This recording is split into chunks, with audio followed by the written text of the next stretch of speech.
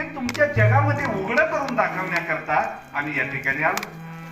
आणि आम्ही आल्यानंतर ह्या जीवाच्या उद्धारासाठी तळमळलो, तडपडलो, बरेच प्रयत्न केले.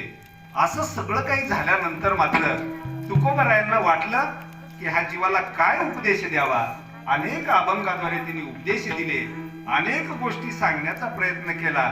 मात्र ह्या सगळ्या गोष्टी सांगायचा अधिकार तुम्हाला दिलेला आहे का, असे काही ज्ञानी लोकांनी त्यांना प्रश्न विचारला. त्यावेळेस तुकोबराय म्हणतात की बाबा रे, काही गोष्टी विचारल्या तर सांगाव्यात, त्याच्यामध्ये काहीतरी तथ्य आहे. पण काही गोष्टी विचारल्या तरी सांगू नये. काही गोष्टी विचारल्या तर सांगाव्यात, तर काही गोष्टी विचारल्या तरी सांगू नयेत. साधी गोष्ट आहे, जर आपल्या शेळगाव वळे या गावामध्ये नौका पाहुणा आला आणि त्यानं जर का विचारलं की ह्या ठिकाणी एकाच हे की नाही पिण्याचं ठिकाण कुठं आहे, तर कदापि ते सांगू नये. नाहीतर काही तत्वज्ञानी माणसं त्याच्या हाताला धरून तिथं दुकानात घेऊन जाणार, कसं प्यायचं ते त्याला सांगणार, त्याला फुल करणार, स्वतःच्या खिशातले पैसे खर्च करणार, मात्र त्याचं वाटोळं झाल्याशिवाय राहणार नाही. अशा वाईट कृती करू नयेत.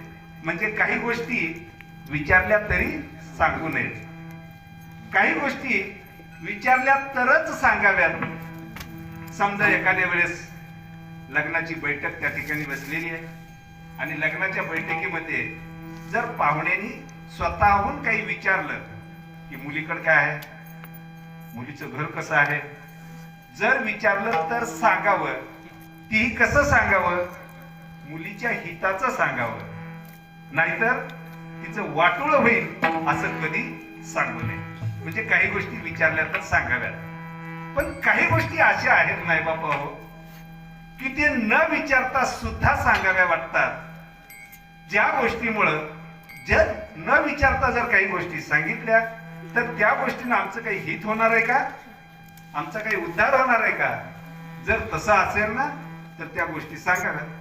बरं, ह्या गोष्टी सांगण्याच्या किंवा ऐकण्याचा काही गोष्टीचा मान पडत असतो. साधी गोष्ट सांगतो. एखादा माणूस तत्वज्ञानी आहे किंवा कसा असेल त्याच्या त्याच्या ठिकाणी, परंतु त्या माणसानं जर काही एखादी गोष्ट करायला लागला, काय करायला लागला, त्याला एखादं व्यसन आहे आणि तो व्यसन त्या ठिकाणी करतोय, तो बिडी ओढतोय आणि त्यानं मुलाला सांगितलं की जा ती बिडी